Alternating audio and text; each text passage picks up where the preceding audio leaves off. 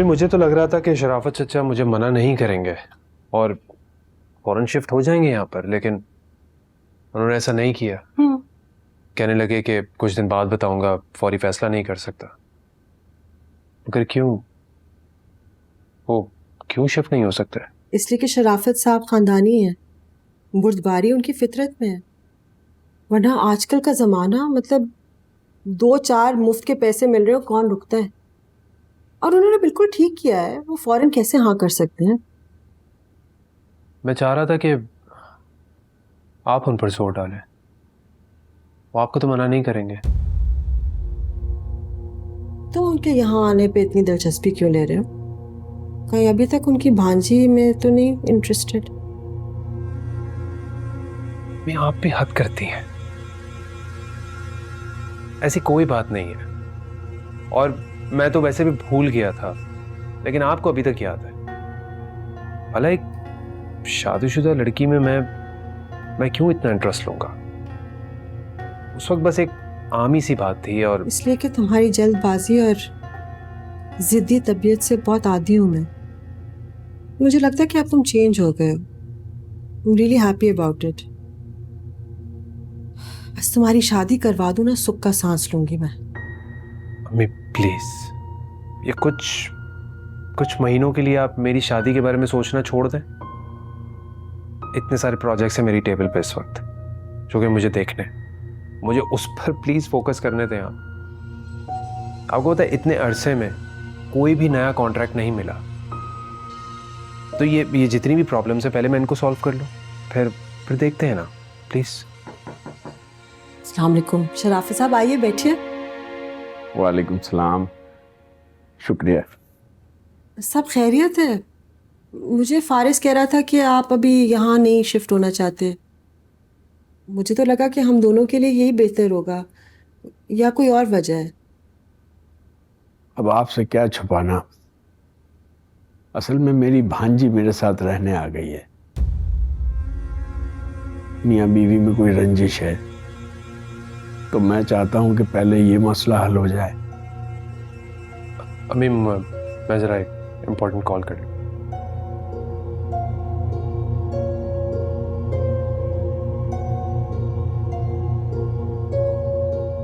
शराफत साहब, अगर आप चाहते हैं तो वो भी यहाँ आ सकती है, आप उसको लेकर आ जाइए।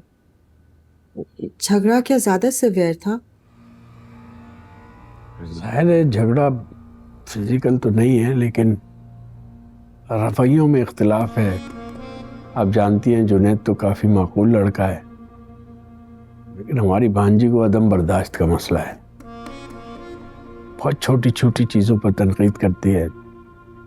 जाहिर है नाचाकी हो जाती है, तल्ख कलामी भी हो जाती है। बस यही है, अजीब सी परेशानी सर पे आ गई है।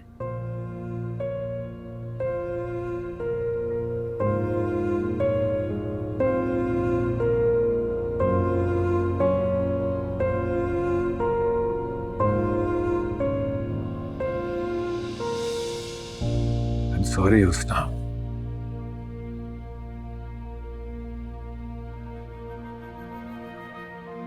इस तो यकीन ही नहीं है,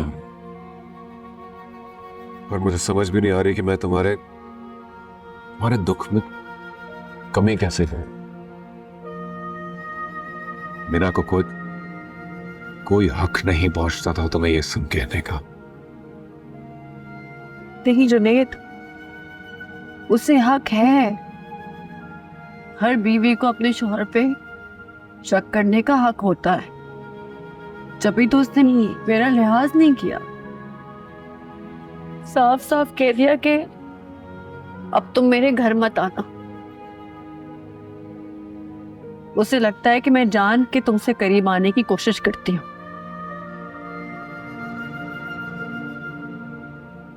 लेकिन एक बात बताओ जुनैद, तो ऐसा है? मैंने तो कितना चाहा कि वो मेरी दोस्त बन जाए, दिल से उसे अपना दोस्त समझती हूँ,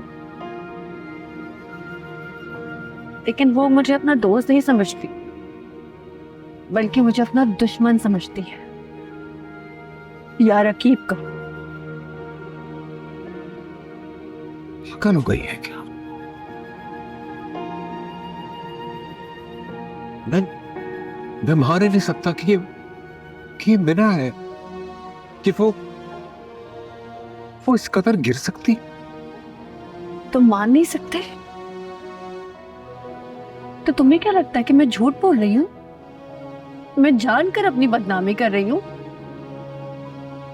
मोहल्ले की सीसीटीवी आंटी, मीना और पता नहीं कितने लोग मेरे बारे में क्या क्या बातें कर, मुझसे ये सब कुछ बर्दाश्त नहीं होता। और अगर तुम्हें यकीन नहीं आ रहा तो भाई ठीक है, मेरा यहाँ बैठने का भी कोई फायदा नहीं है। रुको, आराम से। हुसैन आरा, बैठो, आराम से बात सुनो। मैं उसकी साइड नहीं ले रहा, क्योंकि उसने खुद को इस काबिल छोड़ा नहीं है। अगर इस कदर गिर गई है वो, और मैं उसे बोलूंगा कि वो आइंदा जरूरत ना करे कुछ भी कहने की।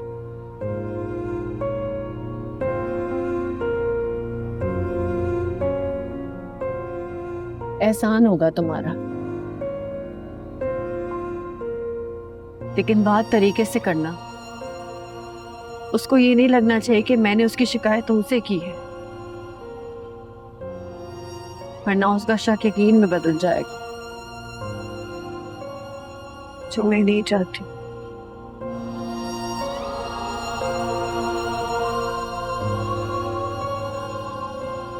कॉफी पियो।